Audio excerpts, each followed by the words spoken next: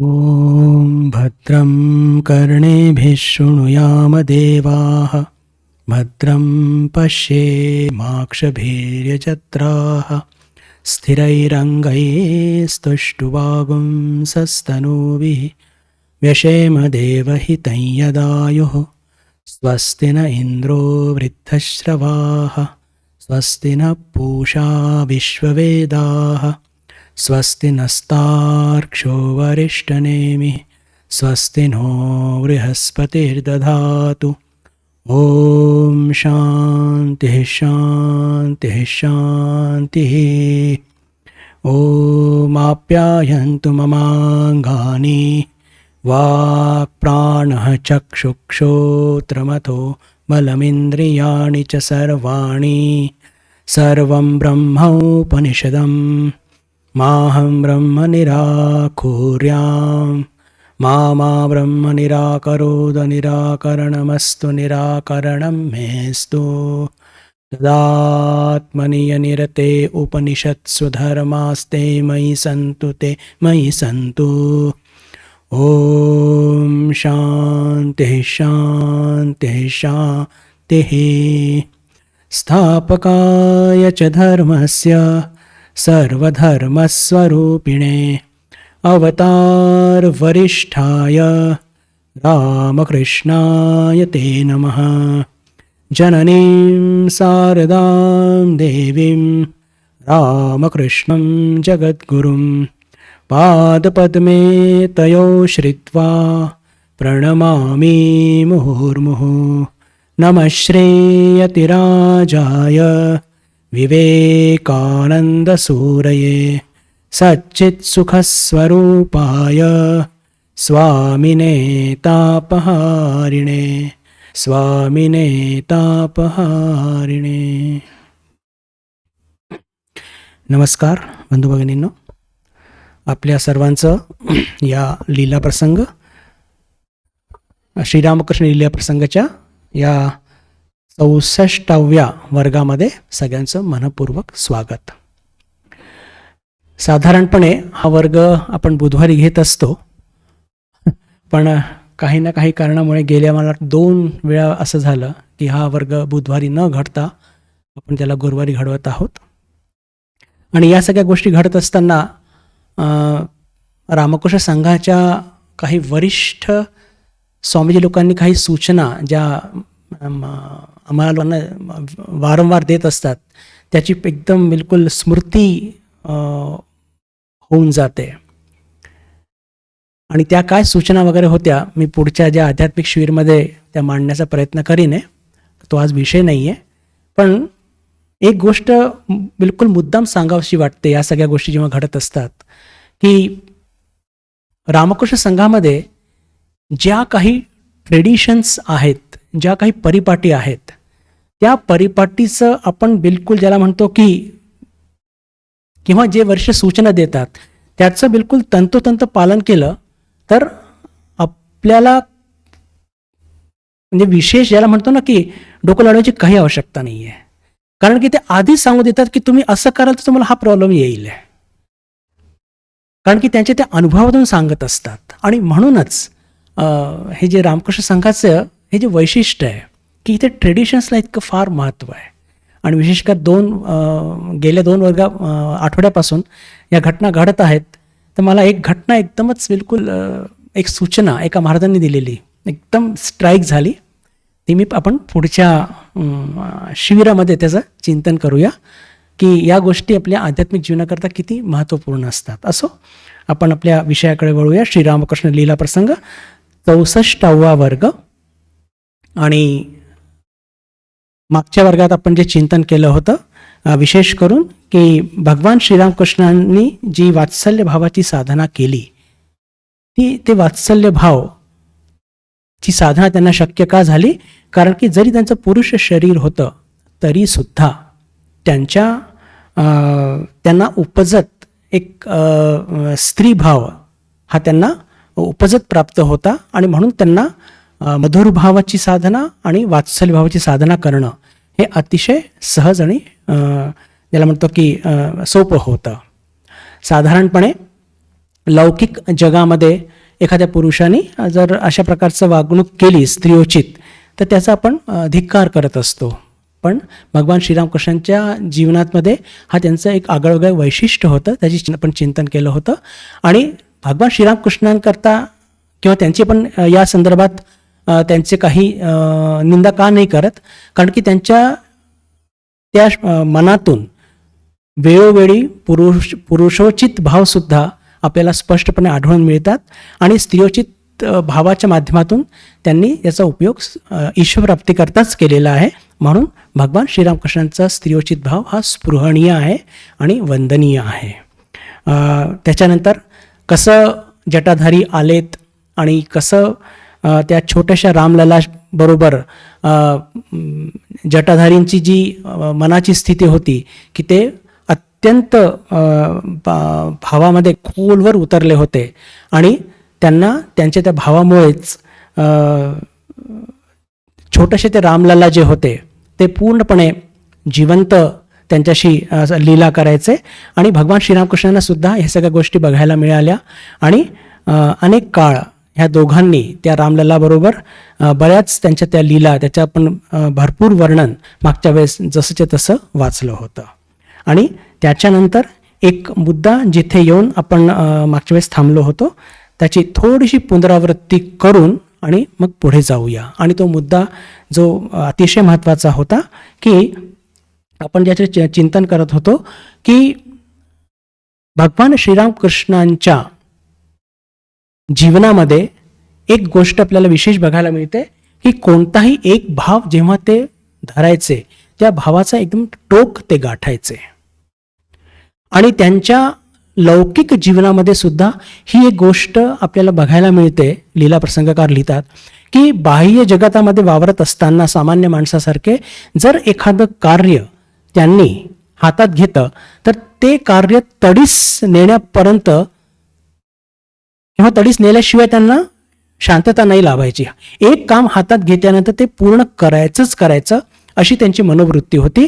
आणि त्यांच्या जी मनाची ठेवण होती ती सुद्धा अशी होती की एखाद भाव जर त्या भावाचं त्यांनी अवलंबन केलं तर त्या भावाला त्या बिलकुल तडीस नेण्यापर्यंतच ते साधना करायचे. म्हणजेच काय, ही गोष्ट मागच्या वेळेस आपण थोडी चर्चा केली होती पण एकदम वेळ कमी होता म्हणून खोलामध्ये जाऊ शकलो नाही.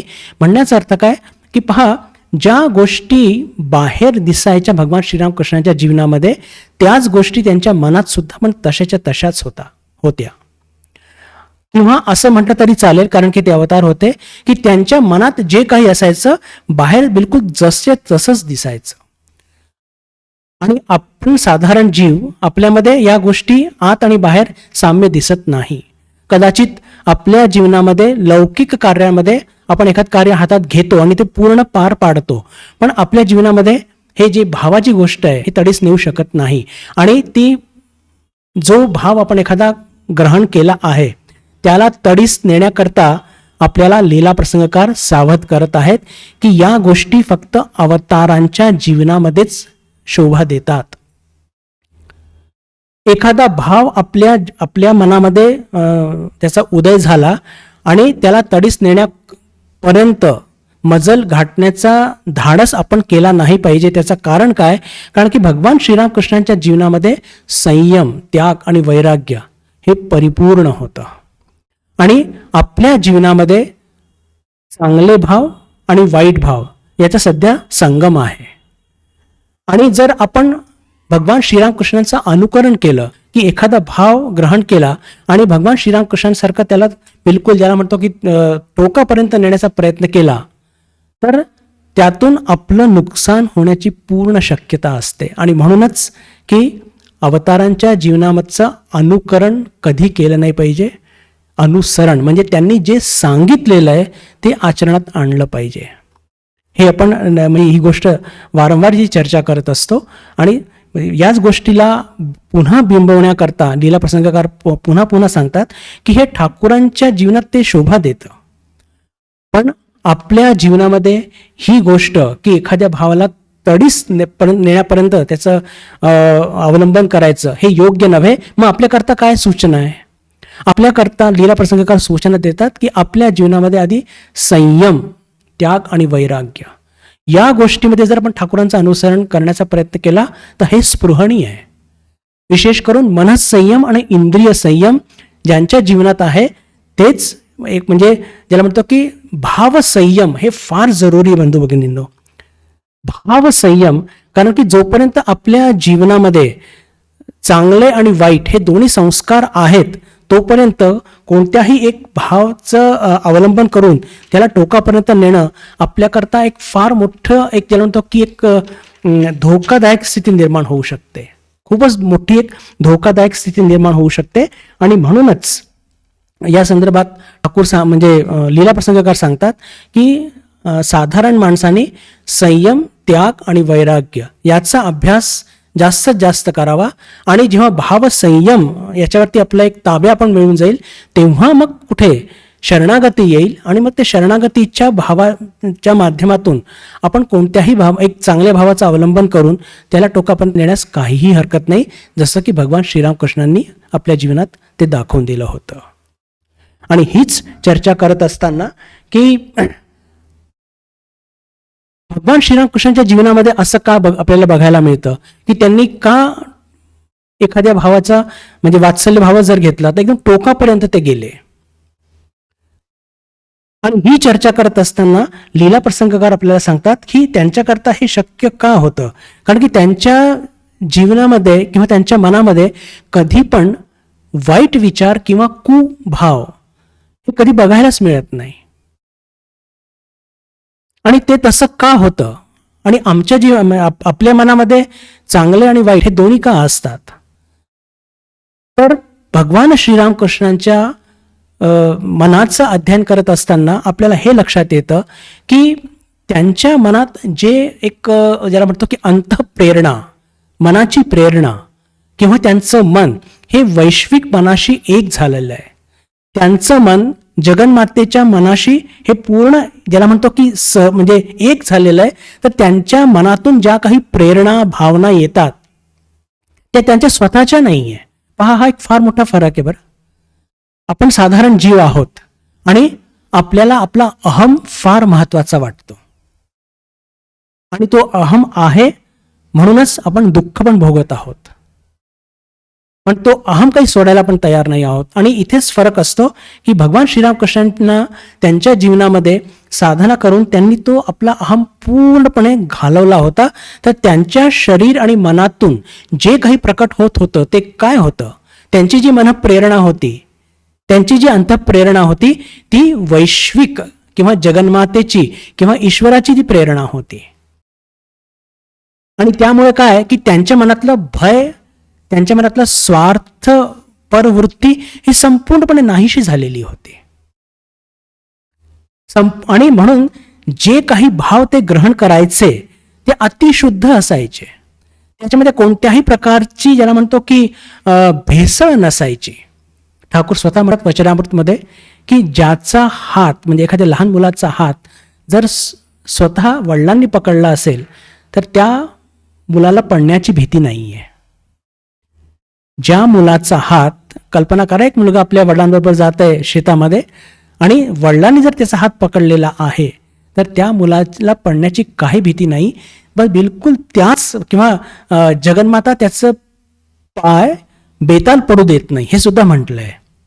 तर म्हणण्याचा अर्थ काय की भगवान श्रीरामकृष्ण त्यांच्या त्या शरीर आणि मन ते त्यातून फक्त ईश्वरीय प्रेरणा किंवा जगन्मातेची प्रेरणा हीच प्रस्फुटित होत असल्याने त्याच्यामध्ये कोणत्याही प्रकारचा कुभाव हा निर्माण होईल याची शक्यताच नव्हती. आणि म्हणूनच ते आपल्या मनाच्या प्रेरणेवरती विश्वास ठेवून सहजगत्या निर्भय वृत्तीने निस्वार्थ वृत्तीने सहज कार्य करायचे. त्यांच्या भावनांमध्ये किंवा त्यांच्या भावांमध्ये कोणत्याही प्रकारचा भेसळ किंवा काही चूक घडण्याची शक्यता ही ॲब्सोल्युटली नव्हती. पण त्याच्याच विरुद्ध आपलं काय होत असतं की अज्ञानामुळे आपला अहम आपण जे सोडायला तयार नाही आहोत आणि त्याच अहममुळे आपण सतत दुःख भोगत असतो.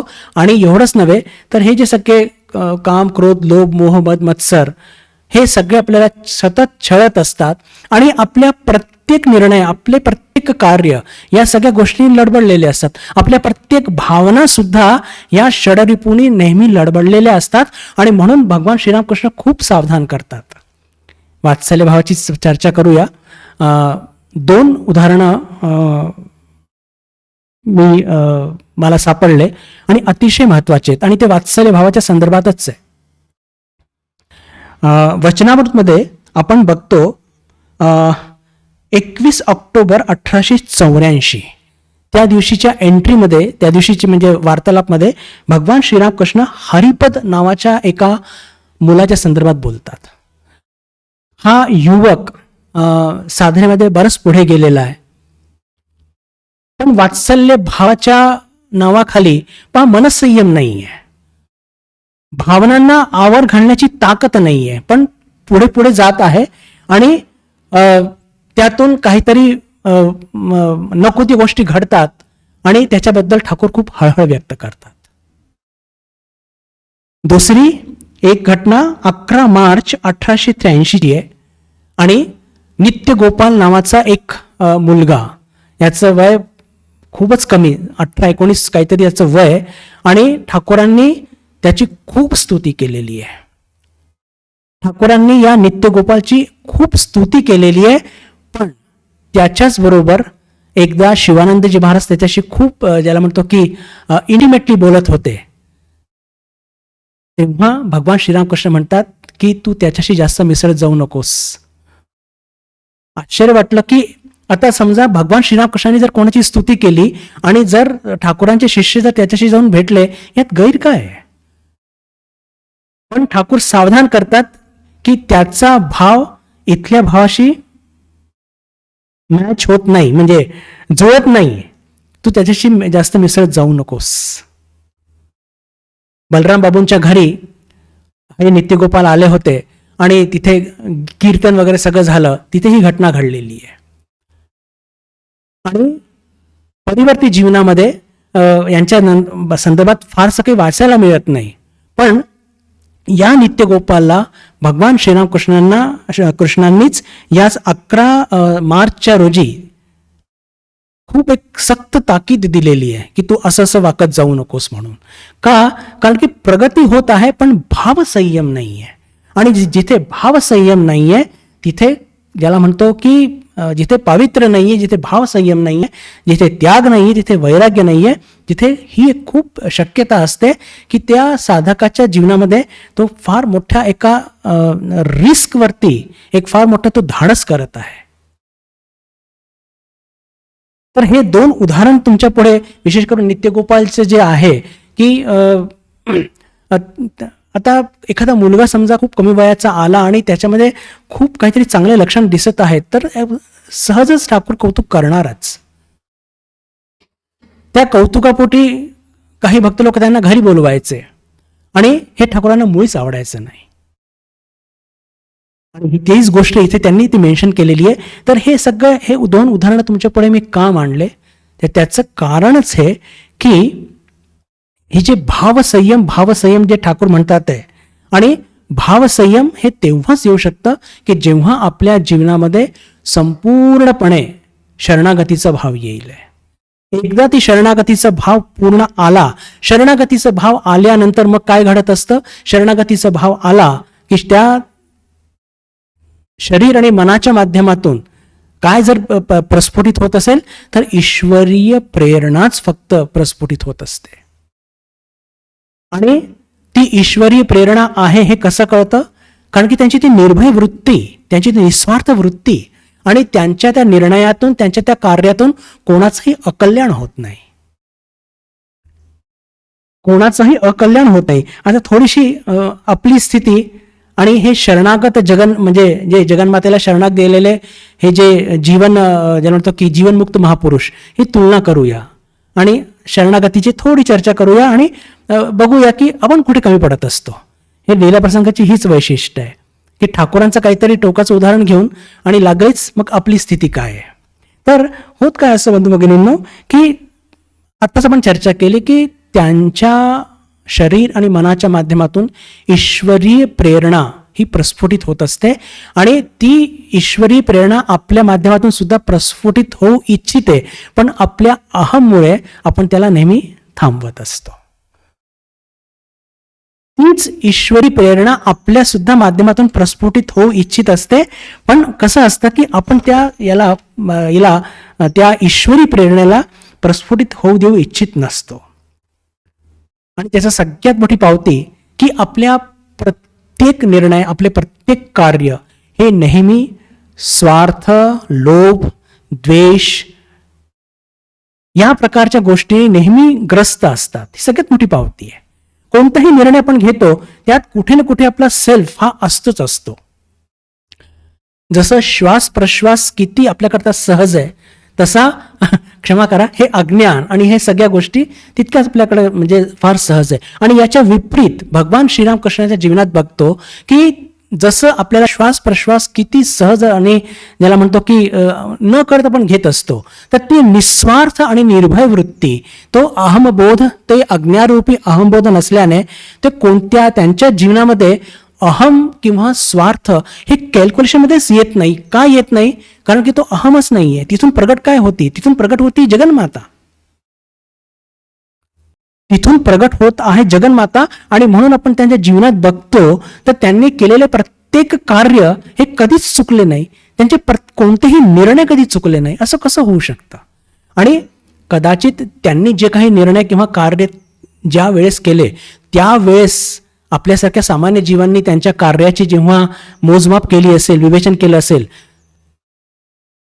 तर तेव्हा कदाचित त्यांनी म्हटलं असेल की हो त्यांना या स्वार्थ प्रेरित होऊन त्यांनी तसं केलं असेल.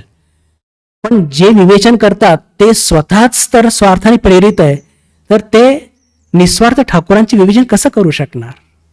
किती साधी गोष्ट आहे की जर माझं मन स्वार्थाने प्रेरित आहे तर मला प्रत्येकाच्या ॲक्शन्स कशा वाटतील आहे की अरे ही ॲक्शन यांनी या स्वार्थामुळे केली, त्या लोभामुळे केली, त्या द्वेषामुळे केली. तर ठाकूरांच्या या सगळ्या निर्णय किंवा त्यांचे जे काही क्रियाकलाप होते तर ते आपल्याला स्वार्थाने प्रेरितच दिसणार.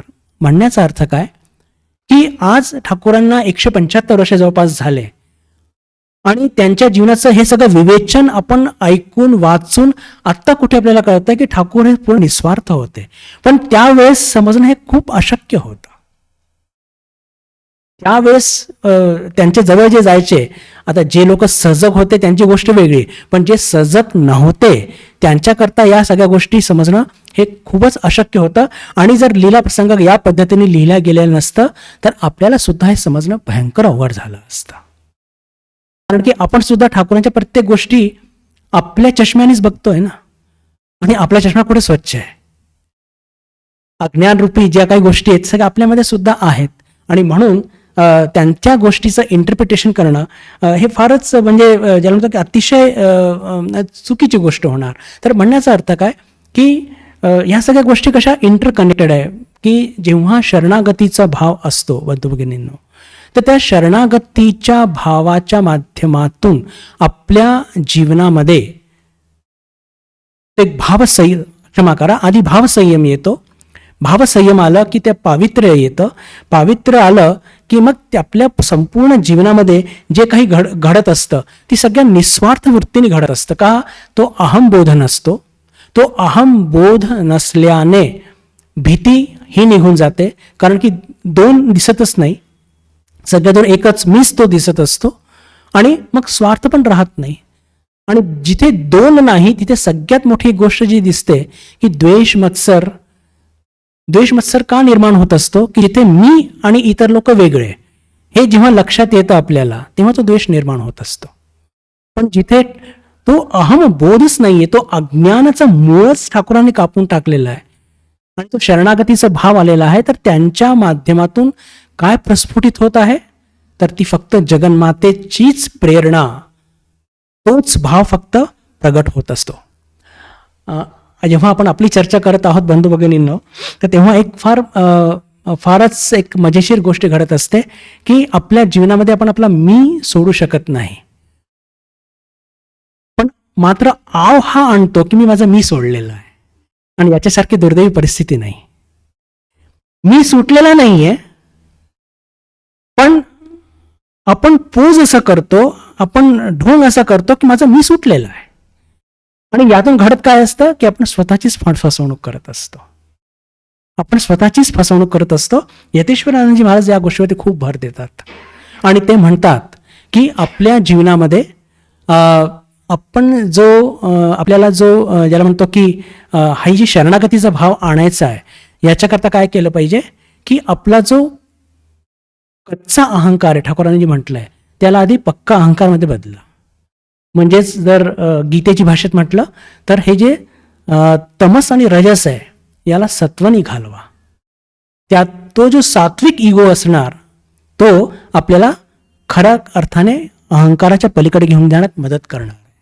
तर म्हणजे अर्थातच आपण सर्वजण सजग साधक आहोत आणि मीपणा बाळगून आणि मीपणा बाळगत नाही असं पोज आपण करत नसतो, पण ती एक स्थिती खूपच ज्याला म्हणतो की खूपच दुर्दैवी असते. आणि पुढे हे जात असताना की हे जे सगळे महापुरुष जे असतात, विशेष करून जे जीवनमुक्त असतात, ब्रह्मज्ञानी असतात, यांच्या जीवनात जर बघितलं तर हे जे त्यांना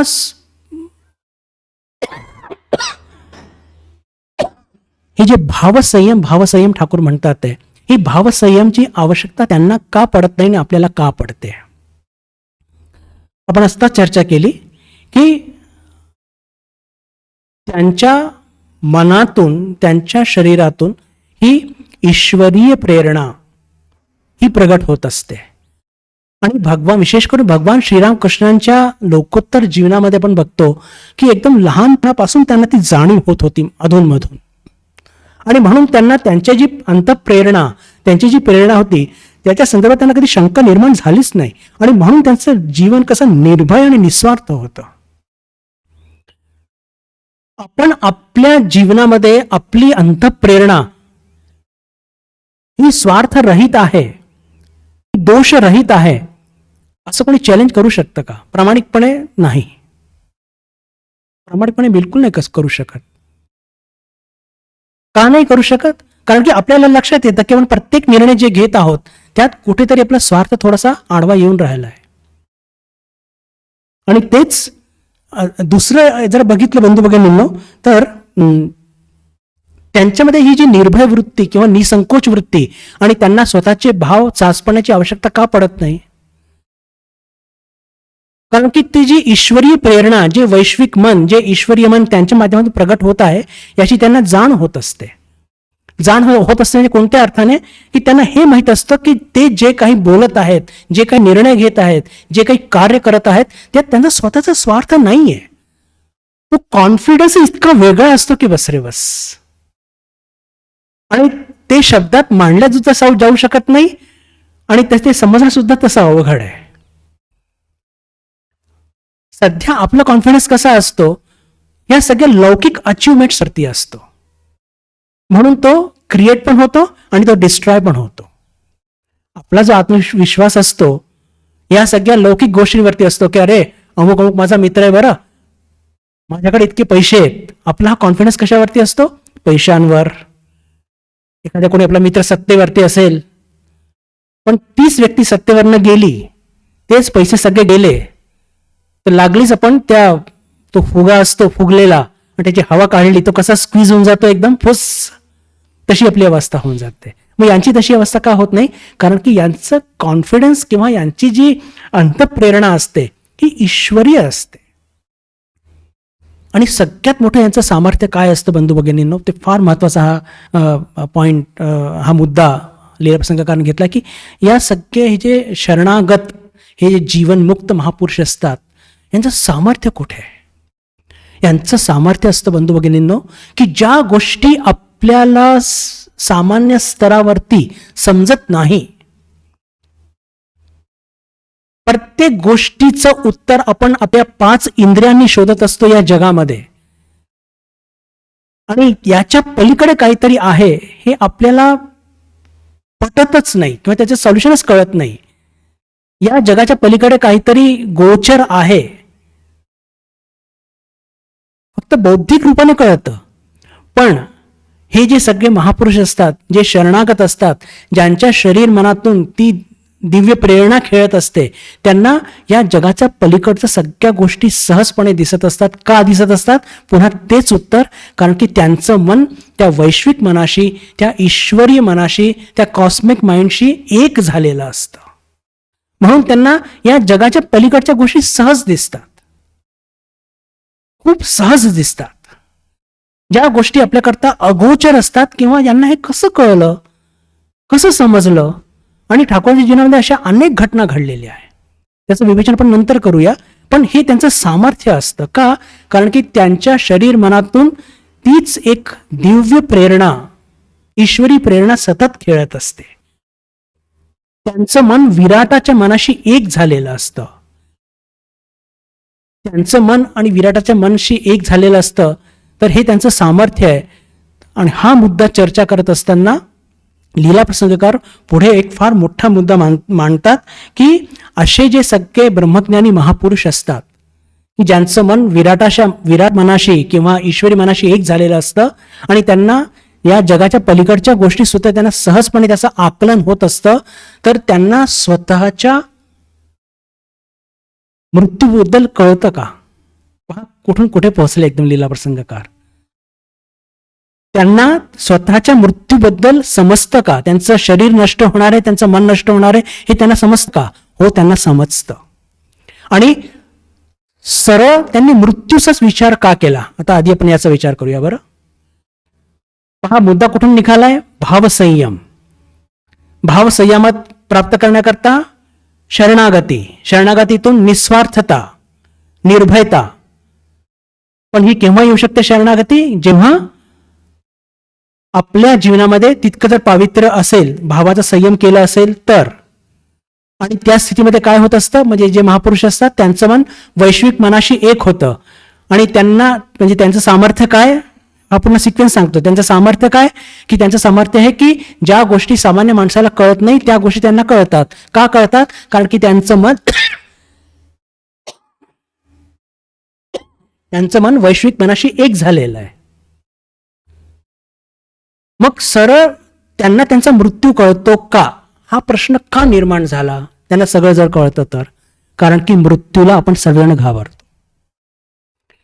आपल्या स्वतःच्या मनाप्रती आणि आपल्या शरीराप्रती आपल्या सर्वांचं जबरदस्त आकर्षण असतं. आणि या जगामध्ये साधारण जीव कोणीही मृत्युमुखी पडू इच्छित नसतं. आणि समजा आपली मृत्यू आपल्याला कळत नाही आणि हे जे सगळे अवतार यांना जगाच्या पलीकडच्या गोष्टी कळतात, तर यांना यांची मृत्यू कळते का? काय वंडरफुल प्रश्न आहे आणि काय वंडरफुल लॉजिक आहे बघा. त्यांनी मधल्या कोणत्याच गोष्टी घेतल्या नाही.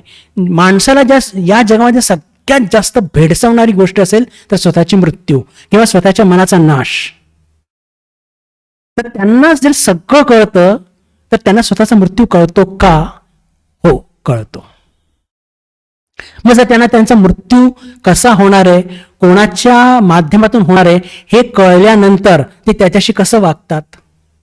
आता कल्पना करा की समजा मला हे कळालं की माझा मृत्यू XYZ या माणसामुळे होणार आहे, तर मी काय करणार? तो मला काही करेल याच्या आधीच मी त्याला काहीतरी करायला जाणार. ही साधारण वृत्ती आहे. का? मला माझं शरीर प्रिय आहे ना, बरोबर की नाही? म्हणजे कसं असतं की जीव हा भीतीपोटी नेहमी अटॅक करत असतो. कल्पना करा की असं काहीतरी बाहेर जाऊन मी जाणार आहे आणि मला हे कळलं की अमुक अमुक व्यक्ती येणार आहे किंवा एक साप येणार आहे, तो मला चावणार आहे. आणि हे कळल्यानंतर मी काही त्या सापाच्या जवळ जाणार आहे की मला चाव बाबा, चांगला काहीतरी एक दंडा घेईन आणि त्या सापाला मारण्याचा प्रयत्न करेन. ही एकदम सहज वृत्ती आहे, त्यात काही चूक पण नाहीये. पण हे जे शरणागत, हे जे निर्भय वृत्तीचे, हे निस्वार्थ वृत्तीचे शरणागत झालेले, ज्यांच्या मनातून जगन्माताची प्रेरणा खेळत असते, त्यांना हे कळत असतं की त्यांचं शरीर कसं जाणार आहे, कोणाच्या माध्यमातून जाणार आहे. तर हे लोक कसे त्याचे व्यवहार करतात. ज्यांच्यामुळे त्यांचं शरीर जाणार आहे त्याला ते खूप प्रेम करतात, त्याला म्हणतो की त्याला सांत्वन करतात, त्याला सहानुभूती देतात. आणि कारण त्यांना हे माहिती आहे की ही जगन्मातेची इच्छा आहे. हे शरीर जावं या माध्यमातून हे त्यांना माहीत असतं की हे डेस्टिन्ड आहेत, आणि म्हणून ज्याच्या माध्यमातून ते शरीर जाणार आहे त्याचा ते द्वेष करत नाही, मत्सर करत नाही, त्याचा राग करत नाही. त्याला ते काय करतात, त्याचं सांत्वन करतात, त्याला प्रेम देतात, त्याची सहानुभूती दाखवतात. प्रमाण काय महाराज?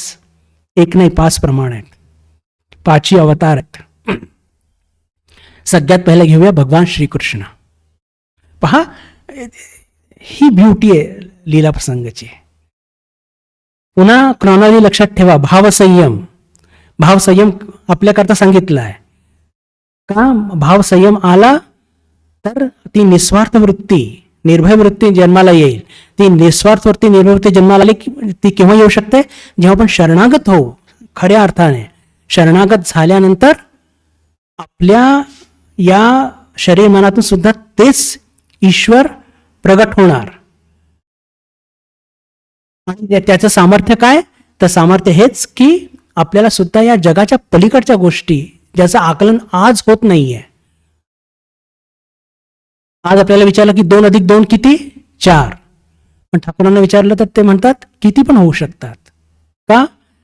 कारण की ते जगाच्या पलीकडे त्या गोष्टी आकलू शकत होते. तर जी आपली विचार सुरू होता टोकाचा, की जर या सगळ्या हे जे महापुरुष आहेत, जीवनमुक्त महापुरुष, यांना जर सगळं काही कळायचं, या जगाच्या पलीकडच्या गोष्टी सुद्धा कळायचं, तर त्यांना आपला मृत्यू कळायचा का? हो, कळायचा. आणि ते ज्यांच्या हातातून त्यांचा मृत्यू होणार होता त्याच्याप्रती ते प्रेम सहानुभूतीनेच वागायचे आणि त्यांना सहानुभूतीपूर्वक सांगायचे की अरे हे ईश्वरीय कार्य आहे, हे तू घडवून घे, यात काही तुझा दोष नाहीये. पहिलं उदाहरण भगवान श्रीकृष्ण. त्यांना हे माहीत होतं की यादव वंशाचा नाश होणार आहे. त्यांना हे पूर्णपणे माहीत होतं की यादव वंशाचा नाश होणार आहे, आणि त्याकरता त्यांनी असे काही ज्याला म्हणतो की जुजबी प्रयत्न नाही केले त्यांना वाचवण्याकरता. हे ईश्वरीय इच्छा आहे हे त्यांना कळलं होतं, म्हणून त्यांनी तसे काही प्रयत्न नाही केले. आणि त्यांच्या स्वतःच्या मृत्यूच्या संदर्भात जर चर्चा करायची तर त्यांना हे माहीत होतं की प्रभास क्षेत्रामध्ये एका व्याधाच्या विषारी बाणाने त्यांचा मृत्यू होणार आहे. ती वेळ आली आणि बरोबर त्या ठिकाणी ते जातात. स्वतःचं पूर्ण शरीर त्या वृक्षाच्या पानांनी झाकून घेतात आणि भगवान श्रीकृष्णांचे पाय असं म्हणतात की एकदम लाल चुटुक्क होते. ते पाय थोडे फक्त तसे त्या व्याधाला दिसले पाहिजे असे ठेवतात, बाकी पूर्ण शरीर त्या वृक्षाच्या पानांनी झाकून घेतात.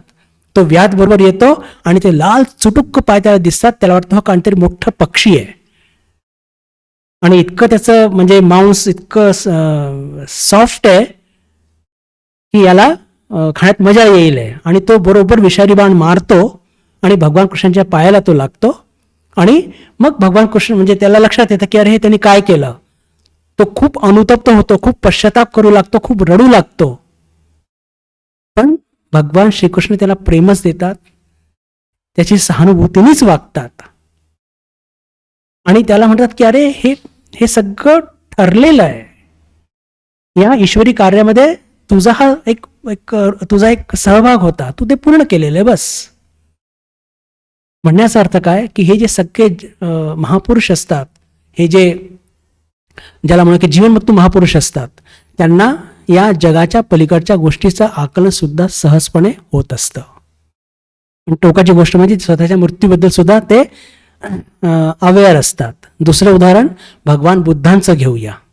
भगवान बुद्धांचं मग तसंच त्यांना माहीत होतं. त्यांना एका भक्तांनी घरी बोलवलं आणि अजाणतेपणाने ते अन्न थोडंसं विषारी झालेलं असतं आणि त्या भक्ताला माहीत नसतं बिचाऱ्याला. आणि मग पण भगवान बुद्धांना हे सगळं माहीत असतं की या गोष्टी घडणार आहेत आणि या गोष्टी घडणार आहेत. त्यांना हे जर माहीत होतं पण त्यांनी आधीच का नाही सांगितलं. हा विचार आपला. आपण म्हणतो ना स्वार्थवृत्ती. पहा, हीच पावतीच मिळते की मग त्यांना जर कळलं तर त्यांनी आधीच का नाही, मग जायचंच नाही त्या दिवशी, काहीतरी कारण सांगून द्यायचं. हे हे विचार कुठून येतात? कारण की या शरीराप्रती आपलं इतकं जबरदस्त आकर्षण आहे की बस रे बस. या जगामध्ये म्हणजे धन किंवा इतर गोष्टींपेक्षा सगळ्यात जास्त आकर्षण जर काही असेल बंधू भगिनींनो, तर ते असतं आपलं शरीर आणि आपलं मन. काही केलं त्या सोडायला पण तयार नसतो. आणि जेव्हा भगवान बुद्धांना हे सगळं माहीत होतं की बस त्यांचा शेवट आलेला आहे आणि हीच ती व्यक्ती की जी त्यांना या शरीररूपी पिंजऱ्यातून मोक्ष देणार आहे, आनंदाने ते सगळं काही ग्रहण करतात. आणि नंतर ती विषबाधा होते आणि मग ते लक्षात येतं आणि मग ते जमिनीवरती शय्यावरती झोपतात. आणि मग त्या भक्ताला विचारायला लक्षात येतं तो खूप भयंकर तो अनुतप्त होतो. आणि पण भगवान बुद्ध त्याला सुद्धा प्रेम देतात, सहानुभूती देतात की अरे हे सगळं डेस्टिन्ड होतं, यात काही तुझा काही दोष नाही आहे. हे असं कोण म्हणू शकतं की ज्याच्या शरीर आणि मनातून ती ईश्वरीय प्रेरणा प्रगट होत आहे, ज्याला हे माहिती आहे की हे या गोष्टी आधीपासून लिहिल्या गेलेल्या आहे आणि मला याच पद्धतीने शरीर त्याग करायचा आहे, हे याचा ज्याला बोध झालेला आहे, तोच द्वेष घृणा याच्या पलीकडे जाऊ शकतो. नाही तर आपल्यासारखी व्यक्ती तर दोन गोष्टी सांगणार, सगळ्यात कळल्याबरोबर त्या रस्त्यालाच जाणार नाही आणि गेला तरी मग तुझ्यामुळे तसं झालं म्हणून त्याला इतक्या शिव्याशाप देतील विचारा की तो शिव्या खाऊनच मरून जाईल तो. तर हे झालं एक सामान्य वृत्ती. पण हे ज्यांच्या शरीर आणि मनाच्या माध्यमातून ती ईश्वरी शक्ती प्रकट होते त्यांच्याकरताच हे शक्य होत असतं. हे दोन झाले. आता तिसरं ईसा मसीह. यांची तर गोष्टच फार निराळी. ईसा मसीहच्या जीवनामध्ये सुद्धा त्यांचे ते 12 शिष्य होते आणि रोमन सरकार त्यांच्या पूर्ण विरोधात होती. का? कारण की सगळी सामान्य लोक यांच्या मागे वेडी होती, यांचंच ऐकायची, सरकारचं कोणी ऐकायचं नाही. आणि हे घेऊन ते राजा जे होते पिलेट, ते इतके चिडलेले होते आणि यांना पकडून यांच्यावरती खोटे खटले लावून यांना फासावरती लटकवायचा हा पुणे त्यांनी चंगच बांधलेला होता. पण सतत ते लपत फिरत होते. लपत का होते? म्हणजे घाबरून किंवा मृत्यू भीतीने लपत नव्हते. त्यांना हे माहिती होतं की त्यांचं शरीर जितकं जास्त टिकेल लोकांचं तितकं कल्याण होईल. पहा, ही फार मोठी गोष्ट असते बरं, की हे जे महापुरुष असतात की जे स्वतःच्या अंतःप्रेरणेवरती त्यांचा इतका विश्वास का असतो, इतके निर्भय ते का असतात? कारण की त्यांना हे माहिती असतं की त्यांच्या प्रत्येक ऍक्शन मधून, प्रत्येक निर्णयातून लोकांचं कल्याणच होणार आहे. म्हणजे एक व्यक्ती असते की ती मृत्यू भयापोटी पळत असते, पण प्रभू ईसा मसीह काही मृत्यूच्या भीतीने पळाले नव्हते किंवा लपत नव्हते. त्यांचं शरीर जितकं जास्त टिकेल तितकं लोकांचं कल्याण होईल. पण तरी सुद्धा एक ना एक दिवशी हा शरीर जाणार आहे त्यांना माहीतच होतं आणि ते कोणामुळे जाणार आहे हेही त्यांना माहीत होतं. तो दिवस येतो आणि त्यांच्या 12 शिष्यांपैकी एक शिष्य जुडस पैशाच्या लोभापोटी रोमन सरकारला माहिती देतो की आज ईसा कुठे असणार आहे.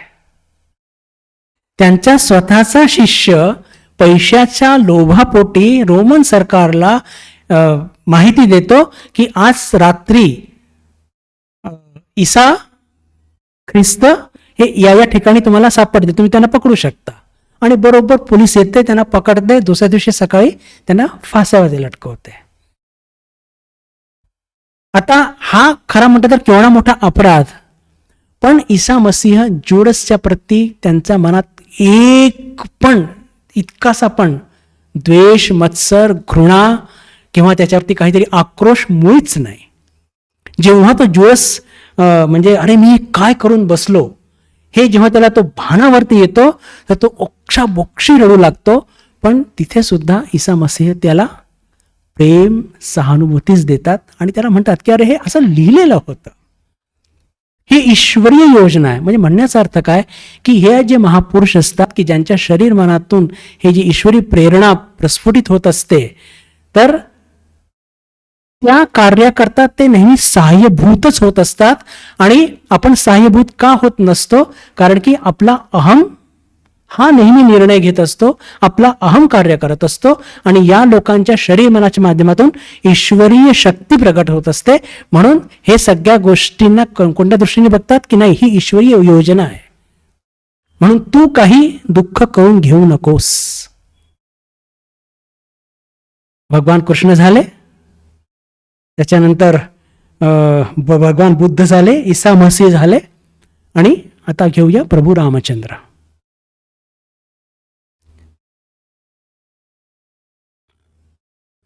प्रभू रामचंद्रांना माहित नव्हतं का सीता माता किती पवित्र आहेत? तरी सुद्धा त्यांनी त्याचा त्याग केला. आपल्या लाडक्या लक्ष्मणाचा त्याग केला आणि शेवटी स्वतःचं देह हे शरीरामध्ये विसर्जित केलं.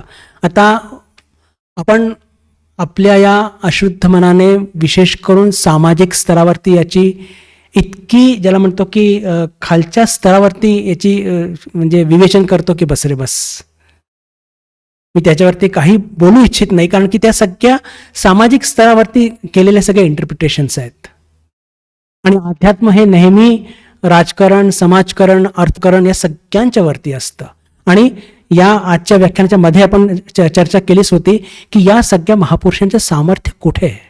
यांचं सामर्थ्य आहे की ज्या गोष्टी सामान्य माणसा ज्याचं आकलन करू शकत नाही, त्याचं आकलन हे लोक सहजपणे करू शकतात. आणि जोपर्यंत आपण या सामान्य पंचेंद्रियांना गम्य अशा जगाच्या पलीकडे जात नाही, आपल्या मनामध्ये योग्य तितकी पावित्र्य, मनसंयम, इंद्रिय संयम येत नाही, तोपर्यंत या सगळ्या घटनांचा इंटरप्रिटेशन हे अतिशय खालच्या दर्जाचं होईल. आणि जेव्हा भगवान प्रभू रामचंद्रांनी सुद्धा आपला स्वतःचा देह संयमामध्ये विसर्जित केला, त्याच्या मागे पण ही फार एक उच्च एक लीला पूर्ण झालेली आहे.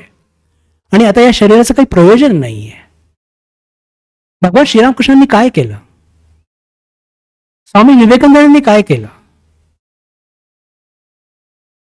त्यांना बिलकुल स्पष्ट माहिती होतं की आता या शरीराचं काम पूर्ण झालेलं आहे.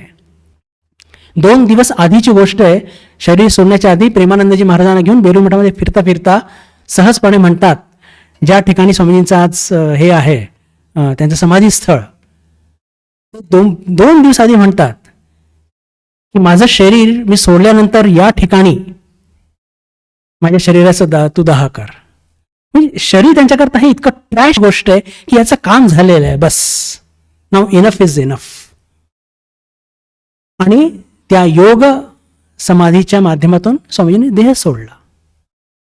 एक प्रश्न ज्याला आम्हाला खूप सामोरं जावं लागतं, विशेषकर युवकांच्या वर्गामध्ये, की स्वामीजी जर इतके महान होते तर त्यांचं वय इतकं कमी का होतं?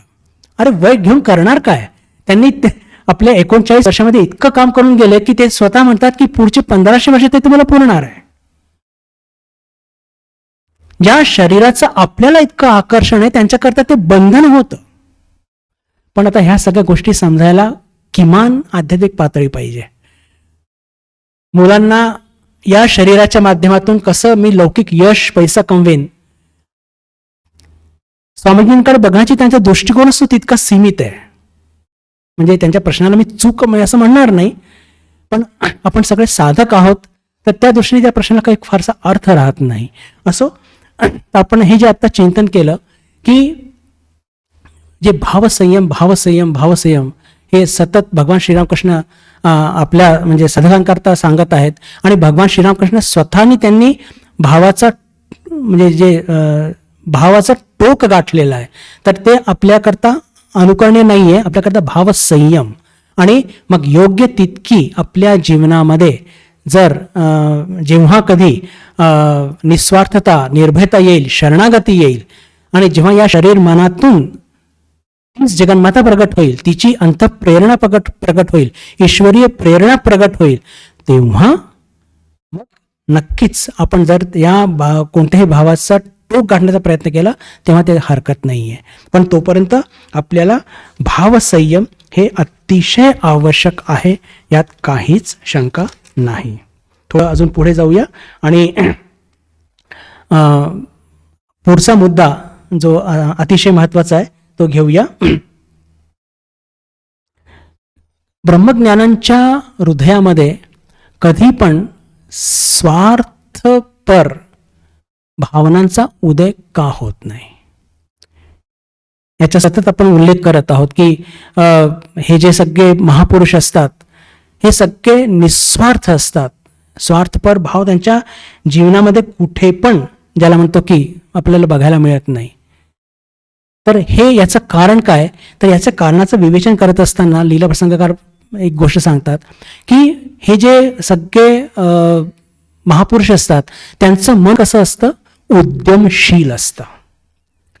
उद्यमशील असतं म्हणजे काय की पहा, एक तर असतं की रेस्टलेस ॲक्टिव्हिटी आणि एक असतं रेस्टफुल ॲक्टिव्हिटी. म्हणजेच काय की एखादी व्यक्ती खूप राजसिक प्रवृत्ती असते, हे करायचं ते करायचं ते करायचं ते करायचं आहे, सतत चंचल मन घेऊन ते सतत काही ना काही ॲक्टिव्हिटी करत असतात एक. आणि दुसरी प्रकारची व्यक्ती सुद्धा शांत असतात पण ते सुद्धा भरपूर काही ॲक्टिव्हिटी करत असतात. म्हणजे राजसिकतेमधून तामसिकतेमधून तर काही ॲक्टिव्हिटी जन्माला येतच नाही, पण राजसिकतेमधून जे काही जन्माला येत असते त्यातून मन चंचल होत असतं. पण हे जे महापुरुष असतात यांची जी ॲक्टिव्हिटी असते बंधू भगिनींनो, ही ॲक्टिव्हिटी ज्याला म्हणतो की ही अत्यंत, ज्याला म्हणतो की रेस्टफुल आणि शांत किंवा सात्विकतेतून जन्माला आलेली असते. हे नेहमी लक्षात ठेवा. आणि जेव्हा आपण रोज आपण आरती म्हणतो त्या आरतीमध्ये भगवान श्रीरामकृष्णांची एक ओळ म्हणतो आपण, भंजन दुःखगंजन करुणाघन कर्म कठोर. आलं लक्षात? हे कर्म कठोर म्हणजे आपण जर बघितलं की ठाकूरांनी खूप ॲक्टिव्हिटी केली. म्हणजे नेमकं काय केलं, त्यांची ती 12 वर्षाची जी खडतर तपस्या आहे ना, त्याला स्वामी विवेकानंदांनी त्या आरतीमध्ये एका शब्दात मांडलंय, कर्म कठोर. आणि तेवढंच नव्हे तर त्याच्यानंतर आपण बघतो की जेव्हा भगवान श्रीरामकृष्णांकडे लोकांची यायची सुरुवात झाली तेव्हा लोक म्हणजे अशा रांगेने यायचे. एकदा तर ठाकूर चिडून जगन्मातेला म्हणतात सुद्धा की इतकं काही लोकांना पाठवायचं असतं, हा फुटका ढोल अजून जास्त वाजवलं तर अजून पूर्ण फुटून जाईल, हे शब्द वापरलेत. हा फुटका ढोल इतकं वाजवलं तर अजून फाटून जाईल. आणि स्वामी विवेकानंद माझे गुरुदेव या व्याख्यानामध्ये म्हणतात की एखाद्या दिवशी त्यांना इतकी लोक यायचे की त्यांना सकाळपासून 20 तास त्यांना बोलावं लागायचं. एक्झॅक्टली त्यांचे हे शब्द आहेत. तर हे कर्म कठोर नाही तर काय आहे. पण हे जन्माला कुठून येतात, हे सात्विकतेतून येतात, हे निस्वार्थ वृत्तीतून येतात. भगवान श्रीरामकृष्णांनी, माताजींनी, स्वामीजींनी हे जे इतकं कार्य केलं, किंवा हे जे कोणतेही महापुरुष, भगवान बुद्ध म्हणा, भगवान महावीर म्हणा, भगवान श्रीकृष्ण म्हणा, प्रभू रामचंद्र म्हणा, कोणतेही त्यांनी जे कार्य केले त्यातून कोणत्याही म्हणजे आपल्याला असं आढळतं का की त्यांनी हे आपल्या व्यक्तिगत जीवनाकरता केलं. एक पण गोष्ट आपल्याला कधी आढळणार नाही की यांनी आपल्या व्यक्तिगत जीवनाकरता ते कसं काहीही केलेलं आहे. आणि कर्म मात्र प्रचंड केलेलं आहे. माताजींचं जीवन बघा आपण तर कधी जारबाटीला राहत आहेत, कधी कामातपुकोला राहत आहेत, कधी पायी पायी येत आहेत आपल्या दक्षिणेश्वरी, आणि त्यांची ती छोटीशी खोली, त्याच्यामध्ये त्यांचा संसार काय अजून गजबज होता. तेच डायनिंग हॉल, तेच तुमचं बेडरूम, आणि त्यातून ठाकूरांची फरमाईश, ठाकूरांचं पथ्य, आणि त्यातूनच अधूनमधून भक्तांच्या बायका यायच्या तर ते म्हणायचे की जाऊन तुम्ही तिच्याशी बोला, ती तुम्हाला मार्गदर्शन करेल. म्हणजे आणि जेव्हा ठाकूरांनी देह सोडला त्याच्यानंतर त्या काय विचारता. माताजींनी स्वतः सांगितलंय की त्यांनी तर मात्र वेचून वेचून घेतलेत आणि माझ्याकरता मुंग्यांची रांग सोडलेली आहे. हे कर्म कठोर नाही तर काय आहे. हे कर्म कठोर नाही तर काय आहे. स्वामीजींची कार्याची पद्धत वेगळी होती. त्यांनी हे रामकृष्ण संघाची स्थापना केली आणि वेदांताचा जबरदस्त प्रचार केला.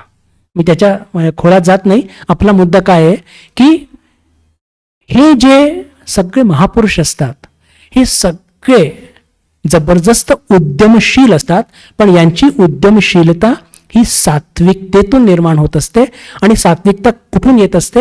ही निस्वार्थ वृत्तीतूनच येत असते. ही निस्वार्थ वृत्तीतूनच ही जन्माला येत असते.